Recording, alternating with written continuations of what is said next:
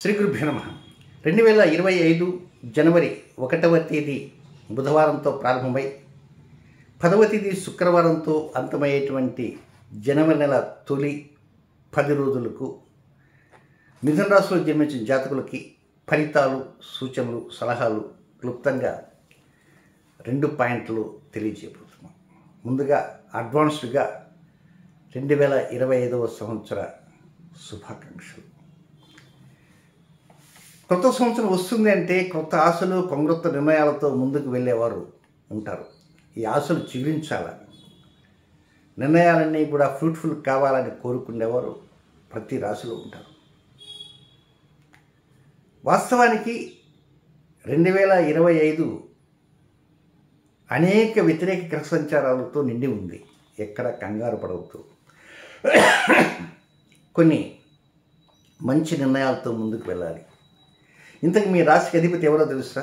బుధుడు, బుద్ధికారకుడు. అలాంటి బుధుని యొక్క వారమైన బుధవారంతోనే సంవత్సరం ప్రారంభమైంది. అయితే ఈ వీడియో చివరిలో కొన్ని గమనికలు కూడా తెలియజేస్తాను. ఆ గమనికలు తప్పకుండా వినడానికి ప్రయత్నం చేయండి. అవకాశం ఉంటే ఆకాశంలో గ్రహస్థితిని చూడటానికి కూడా ప్రయత్నం చేయండి. ఈ వ్యతిరేక గ్రహ సంచారాలు చాలా చాలా వ్యతిరేకంగా ఉన్నాయి. యూట్యూబ్ ఛానల్స్ మీద ఒక విధంగా వెళ్ళారనుకోండి, అది నెత్తిన పడిపోతుంది, ప్రభుత్వాలు కూలిపోతాయి, ఇంకేందో అయిపోతారు, ఈ రాశి వారంతా నాశనం అయిపోతారు చెప్పేటువంటి కుహనా పండితులు కొల్లలు. ఎలాంటి గ్రహస్థితులు లేకుండా కూడా ప్రభుత్వాలు కూలిపోయిన రోజులు ఉన్నాయి. కనుక ఇలాంటి వ్యతిరేక గ్రస్తులు ఉన్నాయి అనగానే భయపడకూడదు. వాటి ప్రభావాలు ఉంటాయి, కొంతవరకే ఉంటాయి. వాటిని మన పరిహారాల ద్వారా చక్కగా చేసుకోవచ్చు. కేవలం విని భయపడి మన పనులు మానుకొని ముందుకు వెళ్తుంటే ఫలితాలు ఉండవు. గుండె దిటవు చేసుకొని ధైర్యంగా ముందుకు పోవాలి. కనుకనే మనసు కంటే బుద్ధి చాలా గొప్పది. అలాంటి బుద్ధిని ప్రేరేపించేవాడే బుధుడు. కనుక బుద్ధి బలాన్ని ఈ 2025లో పదిలం చేసుకోవాలి, గట్టిగా పట్టుకోవాలి. అలాంటి పట్టుకోవడానికి కొన్ని ప్రయత్నాలు మనం చేయాలి. అంతే తప్ప భయపడి పరుగులు తీయకూడదు. అయ్యో ఇలాంటి వ్యతిరేక గ్రస్తులు ఉన్నాయా, నెత్తిన పడుతున్నాయా అనుకోవచ్చు. మీరు గమనించారు లేదు, 2025వ సంవత్సరంలో వేసవికాలం పోయినా తాట తీసింది. వర్షాకాలం కూడా సమ్మర్లాగా అనిపించిన రోజులు, చలికాలంలో కూడా కుంభవృష్టి కూడా కుడుతున్నాయి. ఇతర దేశాల్లో అయితే టర్నడోస్, భూకంపాలు అవి వస్తున్నాయి. కాలం కాని రోజుల్లో ధర్మాలు కూడా కోల్పోతున్నాయి. అలాంటి పరిస్థితులు వస్తున్నప్పుడు మనం జాగ్రత్తగా ఆలోచన చేసుకుంటూ పోవాలి. భయపడి కూర్చుంటే ఏ పనులు చేయలేదు. సో ఇంతకీ మొదటి పాయింట్కి వెళ్దాం. అది 1వ తేదీ ఉదయం దగ్గర నుంచి 5వ తేదీ మధ్యాహ్నం 2:36 వరకు కొనసాగే సమయం అంతా ఏదో నాంచుడు ధోరణిలో వెళ్ళిపోతుంటుంది. కొత్త సంవత్సరం వచ్చిందని చెప్పి హ్యాపీ న్యూ అని తిరుగుతాం. పైకి అంటున్నామా, లోపల ఉంటుంది, కడుపులో ఉంటుంది, మనసులో ఉంటుంది. పైకి భీకరంగా మాట్లాడుతున్నా లోపల ఎలా చేయాలి, ఉద్యోగం ఏమిటి, వ్యాపారం ఏమిటి, వ్యవహారం ఏంటి, డబ్బు ఏమిటి, ప్రతిష్టలు ఏమిటి, కీర్తి ఏమిటి, మనకు పదవులు ఉంటాయా, ఊడతాయా, ఏ నిమిషం ఎలా ఉంటుందో ఏమిటో చెప్పలేము. ఇంట్లో సంతానం ఉంది, అప్పులు ఉన్నాయి, శత్రువులు ఉన్నారు, ఇల్లు లేదు, వాకిల్ లేదు, అద్దె ఇల్లు, ఒక్కోసారి వెహికల్ మరాయిస్తుంటుంది. ఇన్ని చెప్పుకుంటే కొండ వేటి చేతారు కంటే ఎక్కువ ఉండేటువంటి సమస్యలు ఉండేవారు ఎంతోమంది ఉంటారు. కానీ ధైర్యంగా ఉండండి. హ్యాపీని చెప్పుకుంటూ విచ్చలవిడిగా డబ్బు ఖర్చు చేయకండి సుమా. మొదట తెలుసుకోవాల్సిన ప్రధాన సూత్రం ఏంటంటే 2025 జనవరి 1 వచ్చింది అంటే డబ్బుకి మీరు వెంటనే స్టాప్ చేయాలి. అవసరమైన ఖర్చుకే ప్రాధాన్యత ఇవ్వాలి. మీరు ఎప్పుడైనా డీమార్ట్కి వెళ్ళారనుకోండి, అక్కడ కనపడిన ప్రతి వస్తువు తెచ్చేస్తారు కొంతమంది. ఒకసారి చూద్దామని వెళ్ళా, ఎలా ఉంటుందో డీమార్ట్ అంటే వెళ్ళా. నిజమే, అక్కడ చూడంగా ప్రతిదీ తీసుకోవలస్తుంది.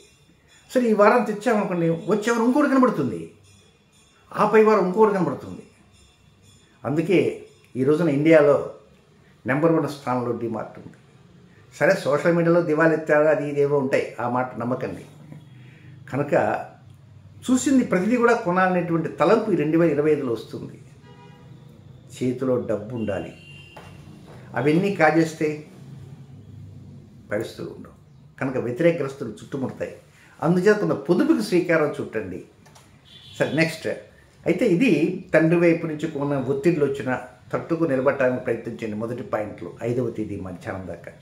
ఒక్కోసారి కొన్ని ముఖ్య కార్యక్రమాలకు బ్రేకులు పడుతుంటాయి, అయినా కూడా ప్రశాంతంగా ఉండడానికి ప్రయత్నించండి.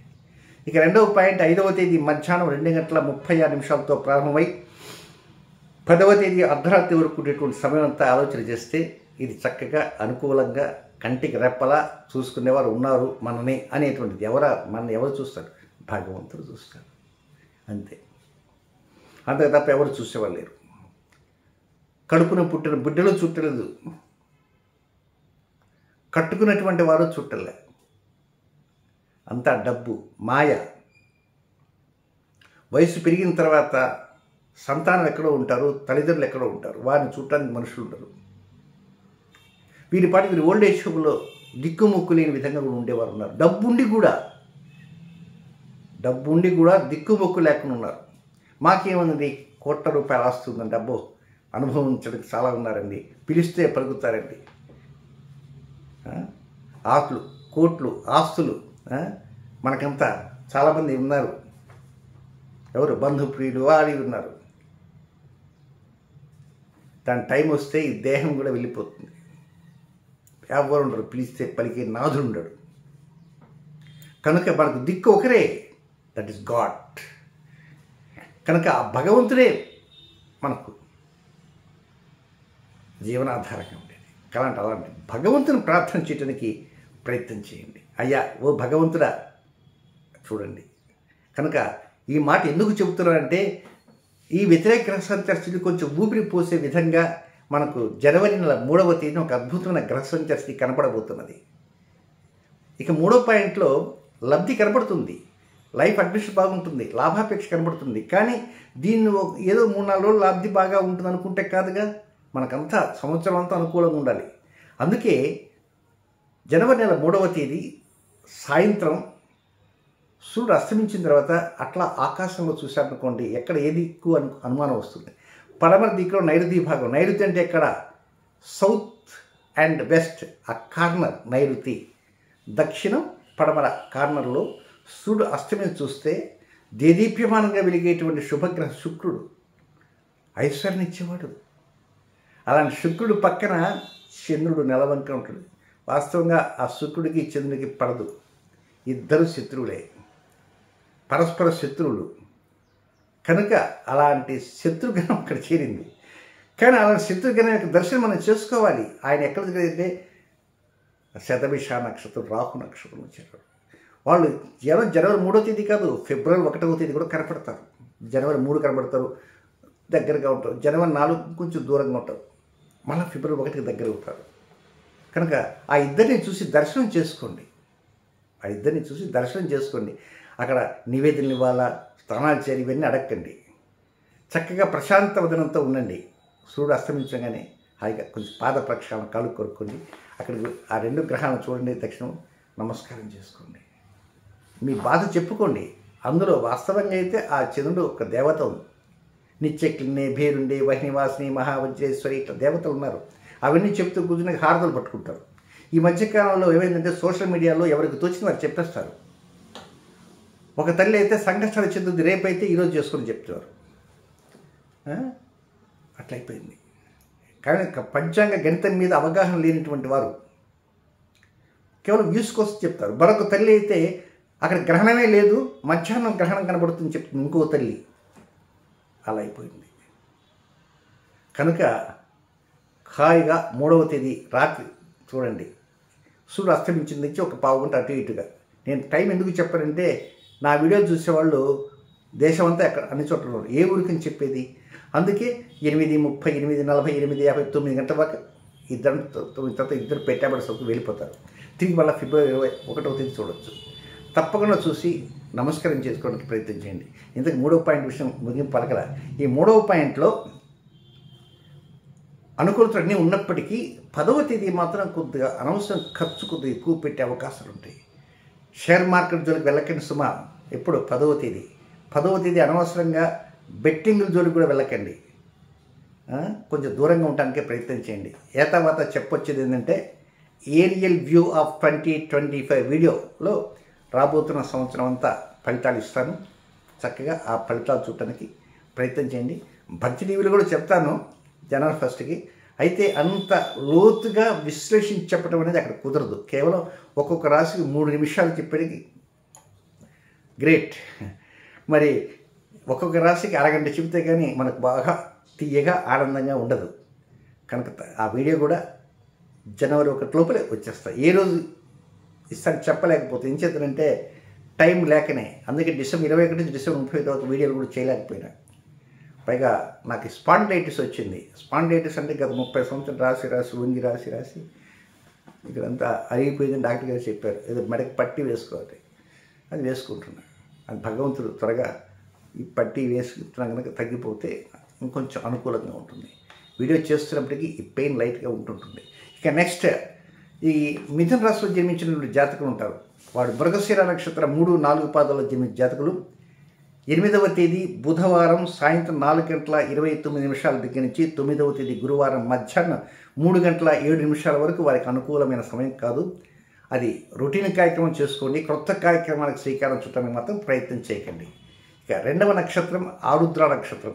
ఆరుద్ర నక్షత్రంలో జన్మించిన జాతకులు వారికి 1వ తేదీ జనవరి 1 సూర్యోదయం ప్రారంభమవుతుంది. 1వ తేదీ బుధవారం ఉదయం 6 గంటల నుంచి రాత్రి 11:46 వరకు తిరిగి 9వ తేదీ గురువారం మధ్యాహ్నం 3:07 నుంచి 10వ తేదీ శుక్రవారం మధ్యాహ్నం 1:45 వరకు, అంటే స్టార్టింగ్లో ఎండింగ్లో 1వ తేదీ ఉదయం తిరిగి 9-10 తారీఖులో వారికి అనుకూలమైన సమయం కాదు.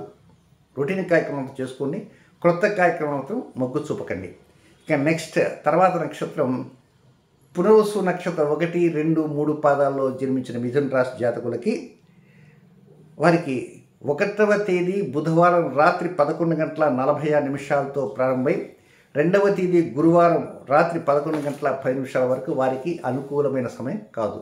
రొటీన్ కార్యక్రమాలతో చక్కగా చేసుకోవచ్చు. ఇది ఇక తప్పకుండా 3వ తేదీ రాత్రి ఆ గ్రహస్థితిని చూడ ప్రయత్నం చేయండి.